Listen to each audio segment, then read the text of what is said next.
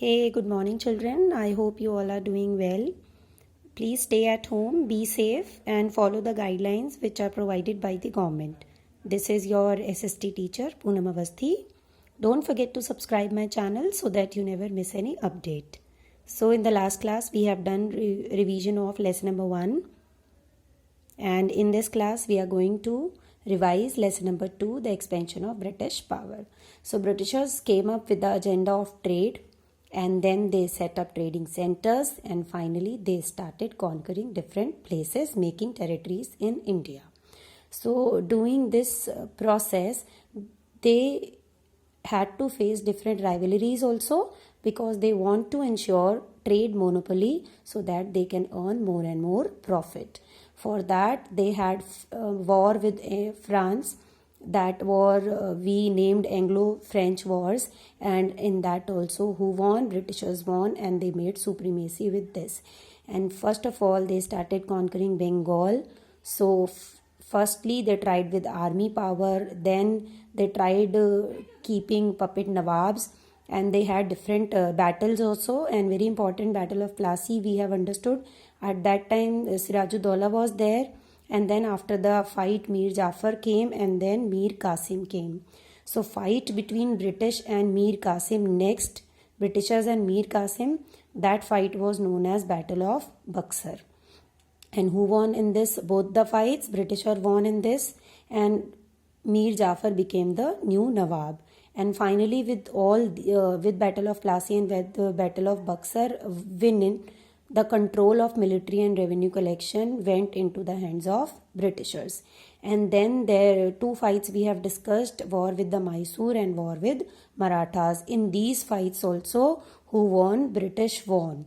So after doing all these battles, Britishers were every time coming up with different ideas. So now for the benefit, Britishers came up with new policies to gain more control. So 3 different policies we did in this lesson. One was subsidiary alliance, one was doctrine of lapse, and then the structure of administration we have done. Subsidiary alliance was a kind of alliance in which any Indian who will accept this alliance had to follow few conditions. What were those conditions? Either you have to accept the alliance, otherwise there will be outright and immediate wars against you. So what conditions were there? That Indians cannot keep their own army, they can only keep British army. And for the British army, who will pay for the maintenance? Indians will pay. And anytime you are going to make any treaty and you are declaring any war, so you have to take permission from the Britishers. This subsidiary alliance was introduced by the Britishers. And then they came up with a new rule, doctrine of lapse. It means a ruler of the dependent state, means those who have signed the subsidiary alliance. If the ruler died, so if he died without a natural heir, means a successor or natural son or a successor, his state would not be passed to his adopted son, and his territory would lapse or either go back to the Britishers. And in the video of the chapter also I have told what is heir. A person who has legal claim to a title or throne when the person holding it dies. And then after different administrative setup were introduced, one of the setup was under the civil services, open recruitment system was adopted, and there was a raise in salary also. But after that, what were the loopholes? Examinations were held in London, so cost of travel, Indians were not able to cope up with that, and medium of expression of exam was also in English. And the maximum age was also reduced to 19 years.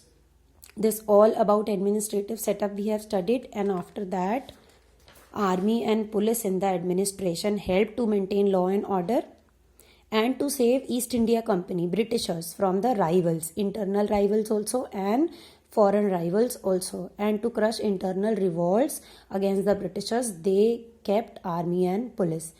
What was the loophole here? No higher posts were given to the Indians. So there was an existence of discrimination. There was inequality.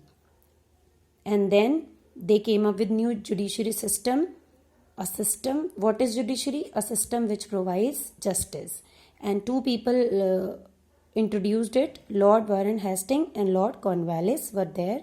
They set up civil courts and criminal courts through which Indians and the people, they got a principle of the rule of law. And what was the rule of law? That everybody is equal in front of the law. The rule was made that everybody is equal, but seldom practiced. It means rarely practiced. What were the reasons the rule of law was made but never practiced? Reasons were Indians and Europeans, they have separate courts. And all the judiciary was biased. It means in the favor of Europeans only. And the whole system was very, very expensive. Only rich people of India can afford it. So we can say that the rule of law was made but seldom practiced. This all we have done in lesson 2, children. I hope now you will be able to recall lesson number 2 properly. Try to do the assignment in time. And please go through the back exercises also, MCQs, fill-ups, true, false, etc. And what you can do, whatever new vocabularies you are learning from the lesson, try to make different general sentences out of these words so that you can get used to all these things. I hope this video will help you to understand the chapter better. Thank you so much. See you soon.